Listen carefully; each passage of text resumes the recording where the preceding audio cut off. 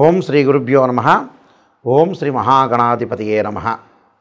October నెలలో ద్వాదశ రాశుల యొక్క ఫలితాలు ఏ విధంగా ఉన్నాయో ఒకసారి తెలుసుకుందాం.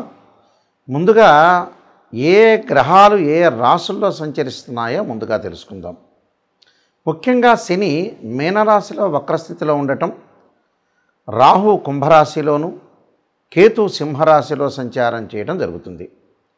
ముఖ్యంగా ప్రధానంగా గురువు అక్టోబర్ మాసంలో 18వ తారీఖు వరకు కూడా మిథున రాశిలో సంచారం చేసి 18వ తారీఖు నుంచి కర్కాటక రాశిలో ప్రవేశం జరుగుతుంది. అంటే అది అతిచారము అంటారు. కర్కాటక రాశిలోకి ప్రవేశించడం అనేది జరుగుతుంది. మిగతా గ్రహాలను మనం చూసుకునేటట్టయితే ముఖ్యంగా కుజుడు బుధుడు తులారాశిలో సంచారం చేయటం, అక్టోబరు ప్రథమార్థంలో శుక్రుడు సింహరాశిలోను, ద్వితీయార్థంలో కన్యారాశిలోను సంచారం చేయటం, రవి ప్రథమార్థంలో కన్యారాశిలోను, అలానే ద్వితీయార్థంలో వచ్చేటప్పటికల్లా అంటే అక్టోబర్ 18వ తారీఖు తర్వాత రవి తులారాశిలో సంచారం చేస్తారు. ఈ సంచారాల వల్ల ఈ గ్రహాల యొక్క విషయంలో మనం ముందుగా ముఖ్యంగా ఎలాంటి రాశుల వాళ్ళకి ఎలాంటి ఫలితాలు కలుగుతాయో ఒకసారి పరిశీలన చేద్దాం. ధనుస్సు రాశి వాళ్ళకు వచ్చేటప్పుడు రాశ్యాధిపతి గురువు సప్తమంలో ఉండటం, అక్టోబర్ 18 తర్వాత అష్టమంలో ఉండే అవకాశం అనేది ఒకటి ఉంది. అంటే 18వ తారీఖు నుంచి అష్టమ స్థానంలో ఉండటం వల్ల కొంత పొదుపు పాటించాలి. అంటే 18 వరకు బాగానే ఉంది.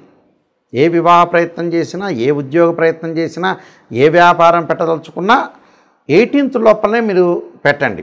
18th తర్వాత ఏది కూడా పెట్టకుండా కొద్దిగా జాగ్రత్తగా ఉండండి. వాళ్ళ గురువుగారండి 18th లోపల మేము చూస్తామండి, అబ్బాయి అమ్మాయి మెచ్చాడు, తర్వాత మేము ముందుకు వెళ్ళొచ్చా అనేవాళ్ళు కూడా చాలామంది. తర్వాత మీరు ముందుకు వెళ్ళొచ్చు, ఎలాంటి ప్రాబ్లం లేదు ఇక్కడ. అయితే సప్తమ స్థానంలో గురువు అలా రాస్యాధిపతి అయ్యాడు. చతుర్థాధిపతి గురువు సప్తమ స్థానంలో అష్టమ స్థానంలో ఉండటం వల్ల ధనలాభం ఆర్థిక పరంగా పుంజుకునే అవకాశాలు ఎక్కువగా ఉంటాయి. మొండి బాకీలు కూడా వసూలు కావటం, బ్యాంకు లోన్లు వచ్చే అవకాశాలు ఎక్కువగా ఉంటాయి.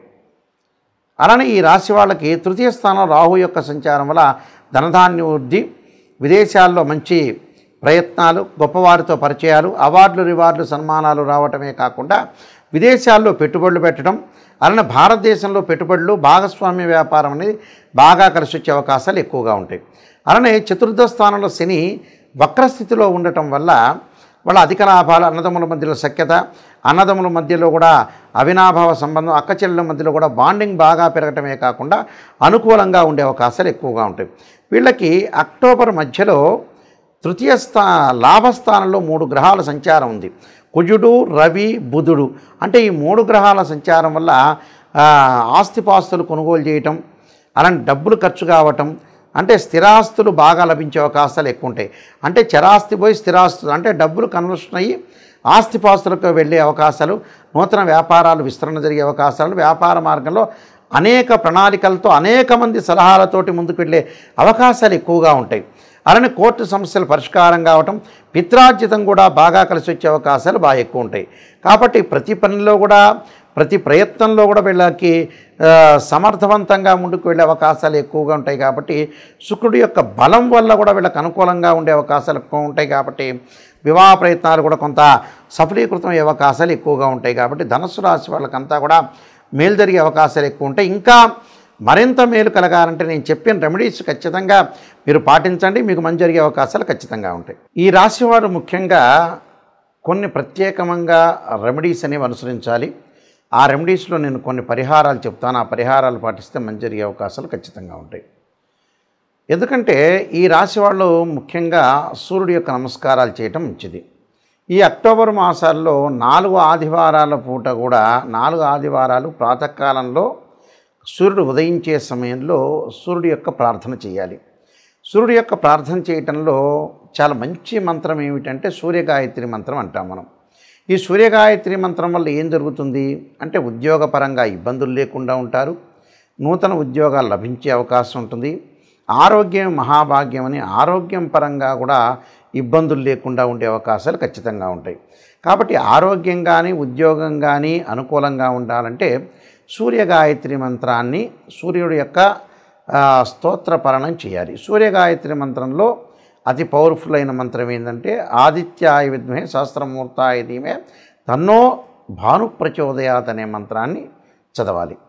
దాంతోపాటు ఓం ఆదిత్యాయ విద్మహే సహస్ర కిరణాయ ధీమహి తన్నో సూర్య ప్రచోదయాత్ అనే మంత్రాన్ని చదివితే మనకు ఖచ్చితంగా మంచి జరిగే అవకాశాలు ఖచ్చితంగా ఉంటుంది. అలానే మానసికంగా ఆందోళన చెందుతున్న వాళ్ళు, చెవి, ముక్కు, గొంతు, అలానే నిమోనియాతో బాధపడుతున్న వాళ్ళు, లంగ్స్ సంబంధించిన ఎఫెక్ట్స్తో బాధపడుతున్న వాళ్ళు, ఖచ్చితంగా సైనస్ సంబంధించిన ఆరోగ్యపరంగా ఇబ్బందులు కలుగుతున్న వాళ్ళు, మానసికంగా బలం లేని వాళ్ళు, మానసికంగా ఆందోళన చెందుతున్న వాళ్ళు ఖచ్చితంగా ఆరాధన చేయాల్సిన చంద్రగ్రహాన్ని ఆరాధన చేయాలి. చంద్రుని ఎలా ఆరాధన చేయాలి? చంద్రగాయత్రి మంత్రాన్ని చదువుకోవాలి. క్షీరపుత్రాయుధ్య అమృతతత్వాయ ధీమహి తన్నో చంద్ర ప్రచోదయాత్ అనే మంత్రాన్ని చదువుకోవాలి. రియల్ ఎస్టేట్ కానీ, అలానే అగ్రికల్చర్ ల్యాండ్స్లో కానీ, రైతులు కానీ, బిల్డర్స్ కానీ, కెమికల్ కంపెనీస్ వాళ్ళు కానీ, డాక్టర్స్ కానీ, కోర్టు వ్యవహారాలు, పోలీస్ స్టేషన్ వ్యవహారాల్లో చిక్కుకున్న వ్యక్తులు, అలానే ఏదైతే ఆస్తిపాస్తుల గురించి గొడవలు, అన్నదమ్ముల మధ్యలో గొడవలు ఉన్న వాళ్ళు తప్పకుండా సుబ్రహ్మణ్య స్వామి యొక్క ఆరాధన చేయాలి. అంటే 2 జంట సర్పాలను దానం చేయటము, అలానే రాహుకాలంలో పూజ చేయటము, సుబ్రహ్మణ్య స్వామి యొక్క ఆరాధన చేయాలి. సుబ్రహ్మణ్య స్వామిని చుట్టూ ప్రదర్శన చేసేటప్పుడు తప్పకుండా తత్పురుషాయ విద్యే మహాసేనాయ ధీమహి తన్నో షణ్ముఖ ప్రచోదయాత్ అనే మంత్రాన్ని చక్కగా చదువుకోవటం వల్ల మనకున్న గొడవలు, తగాదులు ఇలాంటివన్నీ కూడా పరిష్కారం జరిగే అవకాశాలు ఖచ్చితంగా ఉంటాయి.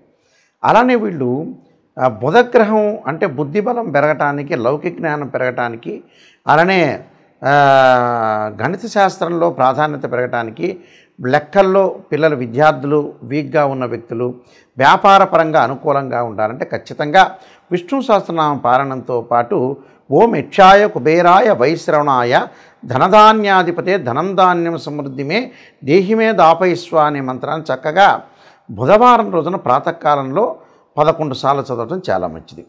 అలానే విద్య యందు అనుకూలంగా లేకపోవటం, విద్య పిల్లలకి మర్చిపోవటం చదివినంతా కూడా, అలానే ధనపరంగా ఇబ్బందులు కలుగుతున్న వాళ్ళు, మొండి బాకీలు వసూలు కాని వాళ్ళు, ఉద్యోగ ప్రయత్నాలు కూడా అనుకూలంగా లేని వాళ్ళు, అలానే ఫైనాన్షియల్ పరంగా ట్రబుల్స్ ఉన్న వ్యక్తులు ఎవరైతే ఉంటారో వాళ్ళందరూ కూడా, సంతానపరంగా ఇబ్బందులు కలిగిన వ్యక్తులు ఎవరైతే ఉంటారో వాళ్ళందరూ కూడా తప్పకుండా దత్తాత్రేయ స్వామి పారాయణం, దత్త కవచాన్నితో పాటు ఓం దేవానాంచ ఋషీనాంచ గురుకాంచన సన్నిభం బుద్ధిమతం త్రిలోకేశం తమ నమామి బృహస్పతిం అనే మంత్రాన్ని చక్కగా చదువుకోవటం వల్ల కూడా వీళ్ళకి మంచి జరిగే అవకాశాలు ఖచ్చితంగా ఉంటాయి. అలానే వివాహం కాని స్త్రీ పురుషులు ఎవరైతే ఉంటారో, మాకు వివాహాలు కావట్లేదు, దగ్గరికి వచ్చినట్టు వచ్చి వెళ్ళిపోతున్నాయనే వ్యక్తులు అమ్మవారి యొక్క ఆరాధన చేయాలి. అమ్మవారి యొక్క ఆరాధనతో పాటు మహాలక్ష్మి అంటే మహాకాళి, మహాలక్ష్మి, మహాసరస్వతిని ప్రార్థన చేయాలి. అలానే కాత్యాయనాయుధ్యే కన్యాకుమారి ధీమహి తన్నో దుర్గి ప్రచోదయాత్ అనే మంత్రాన్ని చదవటం వల్ల శీఘ్రంగా వివాహం జరిగే అవకాశాలు ఉంటాయి. అలానే శుక్రవారం రోజున బొబ్బర్లు దానం చేయటం, వీలైతే బొబ్బర్లు ఆవుకు పెట్టే అవకాశం అనేది చూసుకోవాలి. అలానే వీలైతే శుక్ర జపం చేయించటం, అలానే అబ్బాయిలు వివాహం కాలేదంటే వరపాశుపతాస్త్ర అంటే కన్యాపాశుపతాస్త్ర రుద్రాభిషేకం, అమ్మాయిలు వచ్చేటప్పటికల్లా అంటే అబ్బాయిలు వచ్చేటప్పటికల్లా ఈ శుక్రుడి గురించి మళ్ళీ రిపీట్గా చెబుతున్నాను చూడండి ఒక్కసారి. శుక్రగ్రహం నుంచి మళ్ళీ చెబుతున్నాను. ఎవరైతే అమ్మాయిలకు వివాహం కావట్లేదో, అబ్బాయిలకు వివాహం కాకపోతుంటే వీళ్ళు శుక్రగ్రహం యొక్క అనుకూలత ఉండాలి. శుక్రుడు కళత్రకారకుడు, వివాహకారకుడు, సుఖాన్ని, భోగాన్ని, సౌఖ్యాన్ని ఇచ్చేవాడు శుక్రుడు. ఈ శుక్రగ్రహం వల్ల మరి ఎవరికైతే వివాహం కావట్లేదో అబ్బాయిలు కన్యాపాశుపతాస్త్ర రుద్రాభిషేకం, అమ్మాయిలు వరపాశుపతాస్త్ర రుద్రాభిషేకం చేయటం, శుక్ర జపము, శుక్ర హోమం చేసుకోవటం, భృగుపాశుపతాస్త్ర రుద్రాభిషేకం చేసుకోవటం వల్ల చాలా మంచి జరిగే అవకాశం ఖచ్చితంగా ఉంటుంది. అలానే ఆయు ప్రమాణం తగ్గుతూ ఉండి ఆరోగ్యపరంగా నష్టాలు జరుగుతున్న వ్యక్తులు శని యొక్క ప్రభావం ఉంటుంది కాబట్టి శని యొక్క ఆరాధన చేయాలి. వీలైతే మరి నువ్వుల నూనెతోటి శివుడికి అభిషేకం చేయటం వల్ల ఆయు ప్రమాణం పెరుగుతుందని శాస్త్రంలో చెప్పారు. అలానే విదేశాలకు వెళ్లకుండా, విదేశాలకి ఏదైతే వీళ్ళకి వీసా రాకపోవటం, విదేశాల్లో ఉన్న వ్యక్తులకు కూడా అక్కడ వాళ్ళకైతే మంచి వ్యాపారం కానీ, అలానే మంచి జాబ్ కానీ రాకుండా, గ్రీన్ కార్డు కూడా రాకుండా ఉన్న వ్యక్తులు, విదేశాల్లో ఉన్న వ్యక్తులు ఎవరైతే ఉంటారో రాహు యొక్క ఆరాధన చేయాలి. అర్ధకాయ మహావీరం చంద్రాదిత్యమర్దనం సింహకాగర్భ సంభూతం తమ రాహుం ప్రణమామ్యం అనే మంత్రాన్ని చక్కగా చదువుకోవాలి. అలానే జ్ఞానవృద్ధి లేకుండా, ఎక్కడైనా సరే ఆధ్యాత్మిక చింతన లేకుండా మొండిగా ఉండి కోపాన్ని బాగా ఎక్కువగా తగ్గించుకోలేని వ్యక్తులు, కోప్పడుతుంటే చికాకులు కలిగి అలానే గొడవలు పడుతున్న వ్యక్తులు ఎవరైతే ఉంటారో వాళ్ళు కేతు యొక్క ఆరాధన చేయాలి. కేతువుకు అధిష్టాన దేవత అయిన గణపతి యొక్క ఆరాధన చేయాలి. గణపతిని గకార స్తోత్రంతో గరికతోటి పూజ చేయటం వల్ల వాళ్ళకి జీవితంలో ఉండే విఘ్నాలన్నీ కూడా తొలగిపోయే అవకాశం ఖచ్చితంగా ఉంటుంది. ఈ రాశి వాళ్ళందరికీ కూడా శ్రీ పరమేశ్వరుడి యొక్క అనుగ్రహాన్ని ఉండాలని ఆశిస్తూ, మీ అందరికి కూడా మంచి జరగాలని ఆశిస్తూ, సర్వే జనా సుఖినో భవంతు.